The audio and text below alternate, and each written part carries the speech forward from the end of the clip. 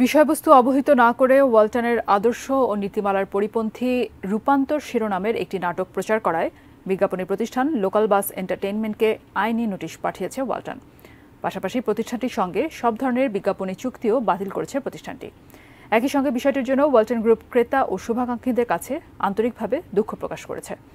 মঙ্গলবার বিজ্ঞাপনী প্রতিষ্ঠান local bus এন্টারটেইনমেন্টের স্বত্বাধিকারী মোহন আহমেদকে ওই আইনি নোটিশ পাঠানো হয়।